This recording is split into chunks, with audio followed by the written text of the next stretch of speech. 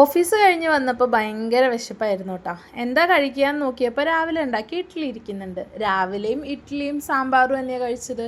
രാത്രി അത് തന്നെ കഴിക്കാൻ തോന്നിയില്ല. അപ്പം തന്നെ യൂട്യൂബ് എടുത്ത് സെർച്ച് ചെയ്തു, ബാക്കി വന്ന ഇഡ്ഡലി കൊണ്ട് എന്ത് ചെയ്യാമെന്ന്.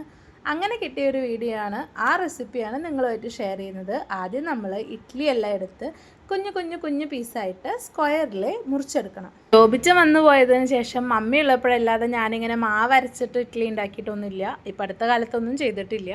അപ്പോൾ ഇന്നലെ ഞായറാഴ്ചയായിരുന്നല്ലോ, അപ്പോൾ ഒരു ബോധോദയത്തിന് തോന്നിയിട്ടാണ് ഇഡ്ഡലിക്കുള്ള മാവ് അരച്ച് വെച്ചത്. അപ്പം ഞാൻ ഒറ്റയ്ക്കായതുകൊണ്ട് അറിയാലോ, മാവ് അരച്ച് എന്തായാലും ഇഡ്ഡലിയും ദോശയായിട്ട് ഇനി കുറച്ച് ദിവസം ഇത് തന്നെയായിരിക്കും. അതുകൊണ്ടാണ് ഇങ്ങനൊരു വെറൈറ്റി പരീക്ഷിച്ചത്. അങ്ങനെ ഇഡ്ഡലി എല്ലാം എടുത്തിട്ട് കുഞ്ഞു കുഞ്ഞ് പീസസ് ആയിട്ട് അരിഞ്ഞു വെച്ചു. വളരെ സിമ്പിളാണ്. എന്നെപ്പോലെ ഒറ്റയ്ക്ക് നിൽക്കുന്നവർക്കോ ബാച്ചിലേഴ്സിനൊക്കെ ട്രൈ ചെയ്യാൻ പറ്റുന്നതാണ്. ഹോസ്റ്റലേഴ്സിനെ പോലും ട്രൈ ചെയ്യാൻ പറ്റുന്നതാണ്. അപ്പോൾ നമുക്ക് കാര്യത്തിലേക്ക് കിടക്കാം. അടുപ്പത്തൊരു പാൻ വെക്കുന്നു, വെളിച്ചെണ്ണ ചൂടാക്കുന്നു, കുറച്ച് കടുകും ഉലുവയിടുന്നു. വെളുത്തുള്ളി ഇഞ്ചി ചേർക്കാൻ ഇഷ്ടമുള്ളവർ ചേർത്തോ. എനിക്കത് അരിഞ്ഞുണ്ടാക്കാനൊന്നും വയ്യാനേ ഒടുക്കത്തെ മടി. അതുകൊണ്ട് ഞാൻ കുറച്ച് വേപ്പില നുള്ളിയിട്ടു.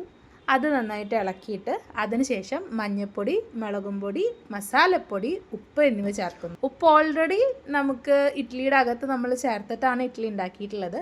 എങ്കിലും മസാലയ്ക്കൊക്കെ ഒന്ന് കൂട്ടാൻ വേണ്ടിയിട്ട് കുറച്ച് ഉപ്പാണ് ഇട്ടിട്ടുള്ളത്. ആവശ്യത്തിന് നോക്കിയിട്ട് ഇടണം. അത് കഴിഞ്ഞ് നമ്മുടെ ഇഡ്ഡലി കുട്ടന്മാരനെ തട്ടിലേക്ക് തട്ടിയിട്ട് നന്നായിട്ട് ഇളക്കി യോജിപ്പിക്കും. കടുകുവറ കടുകുവറ കടുകുവറ. ഇപ്പം ഇട്ടിട്ടുള്ള പൊടികൾ എല്ലാ സ്ഥലത്തും ആവാൻ വേണ്ടിയിട്ട് കുറച്ച് നേരം നന്നായി മിക്സ് ചെയ്തിട്ട് നന്നായി ചൂടാക്കിയെടുക്കുക. ഒരു വറുത്ത പോലെ ഒരു ക്രിസ്പിനെസ് വരുന്നവരെ ചൂടാക്കിയെടുക്കുക. പ്ലേറ്റിലേക്ക് തട്ടുക, വയറ്റിലേക്കും തട്ടുക. കാര്യം കഴിഞ്ഞു. സിമ്പിൾ.